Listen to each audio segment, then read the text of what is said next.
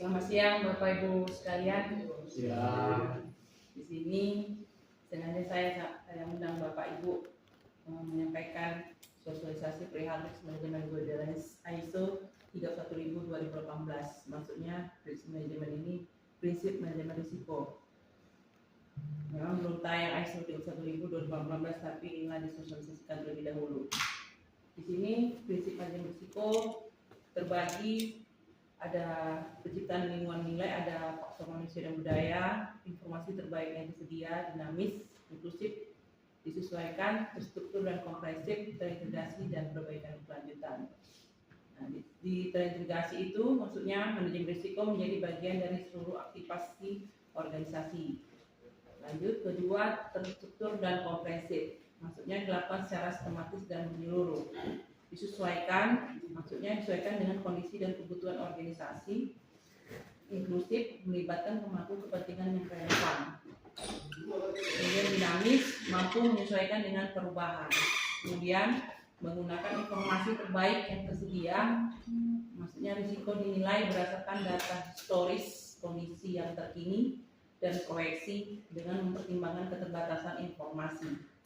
Kemudian mempertimbangkan faktor manusia budaya, itu maksudnya perilaku dan budaya mempengaruhi efektivitas manajemen risiko. Kemudian terakhir, perbaikan berkelanjutan. Manajemen risiko ditingkatkan secara terus-menerus melalui evaluasi dan pembelajaran. Selanjutnya, yang termasuk kerangka kerja manajemen risiko itu salah satu tujuannya membantu dalam mengintegrasikan manajemen risiko ke seluruh aktivitas dan fungsi organisasi. Selanjutnya, kerangka kerja ini menekankan bahwa manajemen risiko didukung oleh kepemimpinan dan komitmen, dijalankan melalui beberapa tahap. Pertama, integrasi. Manajemen risiko harus terintegrasi ke seluruh struktur organisasi, menjadi tanggung jawab setiap individu, dipandu tata kelola, dan menyatu dengan tujuan, strategi, serta operasional organisasi secara berkelanjutan. Yang kedua, desain. Selanjutnya, implementasi. Implementasi manajemen risiko dilakukan melalui perencanaan yang jelas, penyesuaian proses pengambilan keputusan, serta keterlibatan pemangku kepentingan agar ketidakpastian dapat dikelola secara efektif. Selanjutnya, evaluasi. Kita melakukan evaluasi manajemen risiko itu untuk memastikan kinerja dan kesesuaiannya sesuai dengan tujuan organisasi. Terakhir, perbaikan berkelanjutan. Perbaikan berkesinambungan dilakukan dengan meningkatkan efektivitas manajemen risiko secara terus-menerus berdasarkan evaluasi dan peluang perbaikan. Di sini Pak, di dalam ini Pak, kerangka ini ada di dalamnya: perancangan, integrasi, penerapan, evaluasi, terakhir perbaikan. Perbaikan inilah kita lakukan secara berkelanjutan. Kemudian proses manajemen risiko itu ada bagi 3 Pak. Pertama, lingkup, konteks, dan kriteria. Penentuan lingkup manajemen risiko dilakukan dengan memperjelas tingkat penerapan, sasaran, metode, sumber daya, dan keterkaitannya dengan tujuan serta kegiatan organisasi. Konteks risiko ditetapkan berdasarkan pemahaman lingkungan internal dan eksternal organisasi agar manajemen risiko selaras dengan sasaran, kegiatan, dan faktor risiko organisasi. Kriteria risiko ditetapkan selaras dengan tujuan, nilai, kebijakan, kapasitas organisasi, serta mempertimbangkan ketidakpastian, dampak, kemungkinan, dan kepentingan pemangku kepentingan. Kemudian penilaian risiko. Penilaian risiko itu dilakukan secara sistematis dan kolaboratif dengan mengandalkan informasi terbaik yang tersedia, sehingga organisasi dapat memahami risiko yang dihadapi dan mengambil langkah pengelolaan yang tepat. Penilaian risiko itu dibagi 3 kategori. Pertama, identifikasi risiko. Pertama, risiko itu kita identifikasi dulu permasalahannya itu apa. Identifikasi risiko bertujuan untuk mengenali dan menjabarkan risiko yang dapat mendukung atau menghambat pencapaian sasaran organisasi dengan menggunakan informasi yang relevan, memadai, dan mutakhir, serta mempertimbangkan sumber, penyebab, peluang, ancaman, maupun dampaknya. Kemudian setelah kita identifikasi, lanjut kita analisa risiko tersebut. Analisa risiko itu bertujuan untuk memahami karakteristik dan tingkat risiko secara lebih mendalam, termasuk sumber, peristiwa, skenario, serta efektivitas pengendalian yang ada. Dengan melakukan pendekatan kualitatif, kuantitatif, ataupun kombinasi keduanya. Kombinasi keduanya bisa bersamaan kualitatif dan kuantitatif sesuai kebutuhan dan sumber daya organisasi tersebut. Selanjutnya setelah kita menganalisis suatu permasalahan, baru kita melakukan evaluasi. Evaluasi risiko itu tujuannya mendukung pengambilan keputusan dengan membandingkan hasil analisis risiko terhadap kriteria yang ditetapkan, sehingga organisasi dapat menentukan tindak lanjut yang tepat dan mendokumentasikan serta mengkomunikasikan hasilnya. Selanjutnya, setelah melakukan penilaian risiko dari beberapa kategori, identifikasi risiko, analisis risiko, evaluasi risiko, kita masuk ke perlakuan risiko.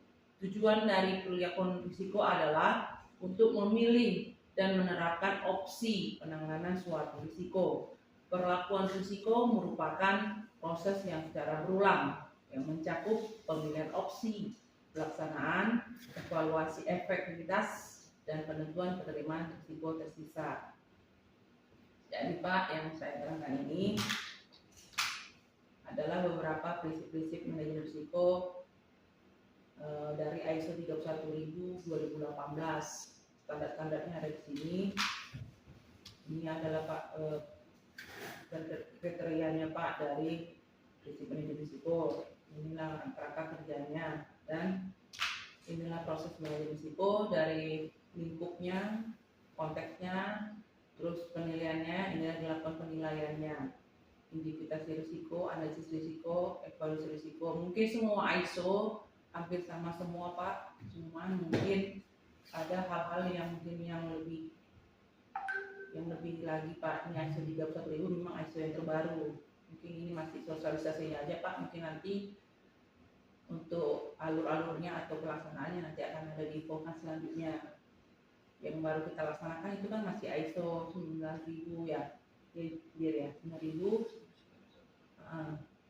Tapi ini nanti ISO 31000 ini akan menyusul Pak, infonya akan ada dilakukan pelaksanakan ISO 31000 2018 yang terbaru. Versinya kita belum tahu, tapi inilah yang saya sampaikan alur-alurnya Pak, prosesnya hampir sama dengan ISO sebelum-sebelumnya. Cuman ini yang diminta data-datanya kita belum tahu Pak. Ya kriteria itu kayak mana, identifikasi risiko itu apa yang dimintanya. Yang pasti semua ISO sama yang diminta Pak. Permasalahannya apa, terus analisanya kayak mana, terus evaluasinya apa, hasilnya kayak mana, dan apa yang dilakukan. Gitu. Terus perlakuan risiko ini hampir sama nih Pak. Semua ini hampir sama di setiap ISO. Ini semua sama. Penilaian risiko, perlakuan risiko, lingkup konteks kriteria ini hampir sama semua Pak. ISO 9000 pun kayak gini juga. Cuman mungkin Bapak bertanya-tanya, ISO itu banyak ya kan gitu. ISO 37000 pun ada Pak. Nah itu ISO 37000 itu anti suap. Itu hampir sama Pak, cuman yang dinilai lain lagi kriterianya apa aja. Kalau ini 31000 versus 2018 itu nanti akan ada pelaksanaannya. Saya di sini menyampaikan sosialisasi perihal prinsip manajemen risiko. Nanti untuk alur berikutnya pelaksanaannya akan diinfokan selanjutnya. Dan untuk kesimpulannya dari materi tersebut, bahwasanya manajemen risiko merupakan pendekatan sistematis yang bertujuan untuk mengintegrasikan pengelolaan risiko ke dalam seluruh aktivitas dan fungsi organisasi. Prinsip manajemen risiko menekankan bahwa proses ini harus dilakukan secara struktur yang seperti ini tadi Pak, secara struktur dan komprehensif, melibatkan pemangku kepentingan secara inklusif, serta menggunakan informasi terbaik yang tersedia, baik dari data historis, kondisi yang terkini, kondisi yang ada Pak, kondisi yang real maupun proyeksi masa depan. Selain itu, manajemen risiko bersifat dinamis sehingga mampu menyesuaikan diri terhadap perubahan lingkungan bisnis. Faktor manusia dan budaya organisasi juga memiliki peran penting karena perilaku kerja dan nilai-nilai organisasi sangat mempengaruhi aktivitas penerapan manajemen risiko. Seluruh proses ini harus diarahkan pada perbaikan berkelanjutan agar organisasi mampu terus meningkatkan kualitas pengelolaan risiko. Ya, di dalam perbaikan berkelanjutan, manajemen risiko ditata secara terus-menerus melalui evaluasi dan pembelajaran. Evaluasi kemudian seluruh proses ini harus diarahkan pada perbaikan berkelanjutan agar organisasi mampu terus meningkatkan kualitas pengelolaan risiko. Kerangka kerja manajemen risiko bertujuan untuk membantu organisasi mengintegrasikan manajemen risiko ke dalam tata kelola, strategi, dan operasional sehari-hari. Kerangka ini menekankan sangat pentingnya dukungan kepemimpinan dan komitmen manajemen sebagai fondasi utama. Proses penerapannya dilakukan melalui beberapa tahapan. Ini ya Pak, integrasi ke seluruh struktur organisasi, perencanaan sistem manajemen risiko, implementasi melalui perencanaan yang jelas, dan pengambilan keputusan yang terkoordinasi. Evaluasi kinerja untuk memastikan kesesuaian dengan tujuan organisasi, serta perbaikan berkelanjutan. Kembali lagi tadi ke perbaikan berkelanjutan. Tadi hasil maksudnya evaluasi itu ke perbaikan berkelanjutan.